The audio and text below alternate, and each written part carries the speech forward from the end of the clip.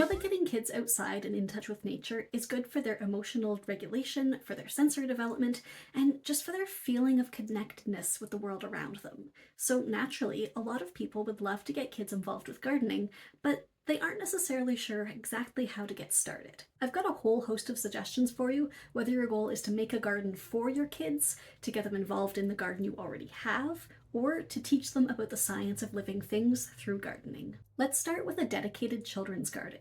If you want to make a garden with and for your kids, I highly recommend getting them involved in the planning stages of the garden and getting them involved in building it. They want to be a part of everything, and the more ownership you give them of the project, the more interested they're going to stay long term. If you are building it from scratch, keep things simple with a couple of raised beds. Make sure that your kids can reach all the way from the edge of the bed to the middle. When you're choosing what to grow, again, get your kids involved in the decision making. But a couple of suggestions I can make are things that are highly scented, things that they can eat, and things that have an interesting texture. Definitely stay away from toxic plants when you're dealing with young children. And you can satisfy short attention spans by choosing some things that grow quickly, like radishes, lettuces, beans, peas, pumpkins. On the flower front, you've got things like zinnias, sunflowers, nasturtiums. And if I can make one more recommendation, plant berry bushes if you can. There is nothing like heading outside as a kid, standing with your feet in the dirt, and eating berries right there in the garden. And to keep up with the theme of ownership, whenever you can, use things the kids have grown in meals or to decorate the table.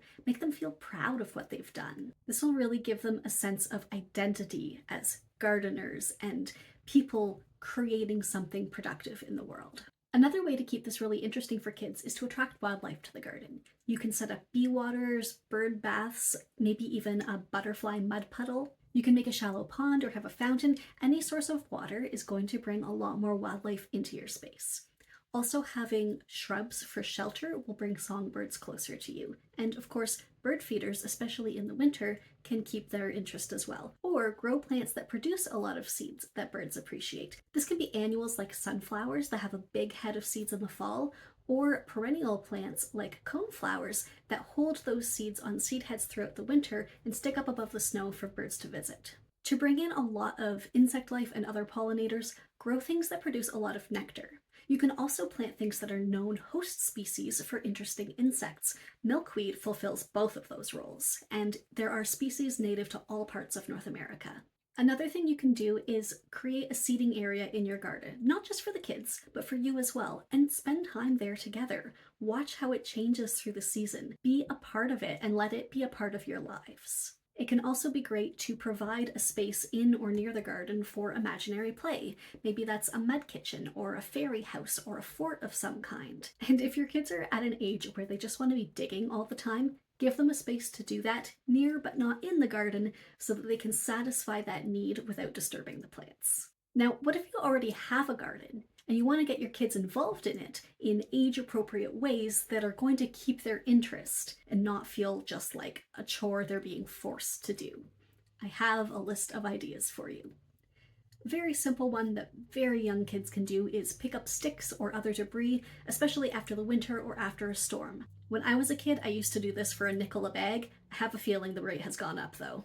Kids of pretty much any age can move soil or mulch from one place to another. If they can't handle a shovel dexterously yet, they can do it with a bucket. Of course, just about any kid is going to enjoy planting seeds. The younger they are, the larger you probably want the seed to be. Peas, beans, squashes, and corn are all really easy to handle, and they're not going to be smothered if they're accidentally buried a little bit deeper than the package suggests. Your kids can also help you transplant starts that you buy from a garden center or grow yourself and harden off. Just make sure you give them a nice big drink before you start for highest rates of success. That drink can be for the kids as well as the plants. If your little one is proud of how their printing is coming along, get them to help you make plant labels.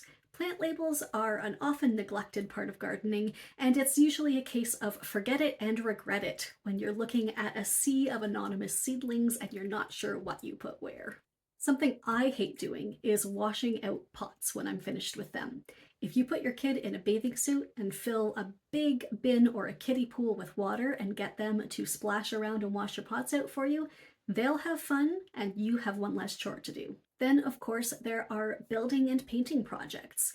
I bet you have a hard time getting to all the projects you want to do in a summer. Well, if you get your kids involved, you're teaching them valuable life skills and also getting those things done.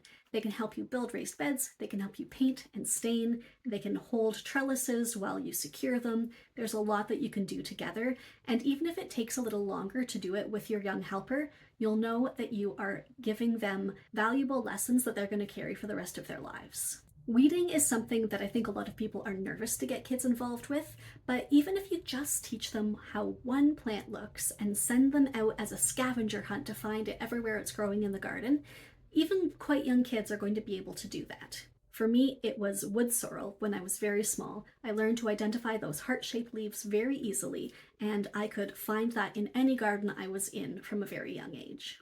And of course, most kids are going to be really interested in helping you harvest. This is the big reward for all the hard work.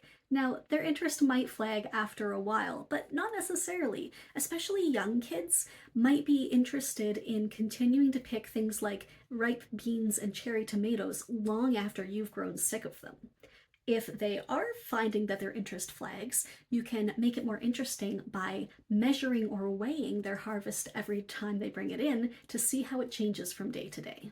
And overall, no matter what you're doing in the garden with your kids, if you can give them facts about the plants or the insects or the soil or whatever it is that you are interacting with, they are going to be so engaged by that. Kids are hungry for information about the world they live in. Their brains are just little sponges soaking up information. If you can give it to them, they are going to love it. And on that note, you might be gardening with kids in order to teach them about the science of living things. In that case, here is a list of ways you can use the garden as your science classroom. You can talk about the things plants need to grow: sunlight, water, soil with nutrients and minerals in it, and a balance between shelter and airflow. You can help your kids make a map of the garden area and spend a day tracking where the sunlight falls and how the shadows move throughout the day. You can make a homemade windsock and measure the wind direction every day and figure out what your prevailing wind is throughout different seasons. You can also use a pop bottle to make a homemade rain gauge and figure out what your rainfall is throughout the year. All of these are really sound science and things that kids can do very easily with their own hands. Now, if you want to get into plant biology at a cellular level, you can talk about how plants have rigid cell walls that give them shape, but when tender plants freeze and ice crystals form inside those cells, they can pierce the walls and then the whole plant dies quickly. And that's why it's important to know when your first and last frost dates are. And you can talk with your kids about how the length of time that you have in frost-free days determines what kind of plants you can grow in your area. There's a ton of cool chemistry in soil as well. You and your kids can measure the alkalinity or acidity of your soil, and that is determined by the concentration of hydrogen ions in it. Or you can learn about the balance of nitrogen, potassium, phosphorus, and all the trace elements that plants need to grow.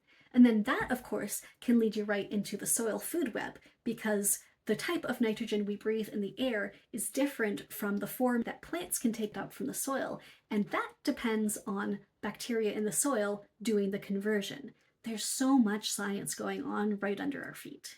If you're learning about habitats and food webs, choose a creature to research together, figure out what its needs are, and design a garden specifically to attract it. That's a highly rewarding thing that you can do together one year and see the results of it for years to come. On a more visual level, kids of any age can watch a seed germinate with a really simple experiment. Take a clear cup, add a damp napkin with a scoop of soil inside it, and wedge large seeds around the edge. Keep it damp from day to day, and they're going to be able to watch while that seed germinates with a root and a shoot.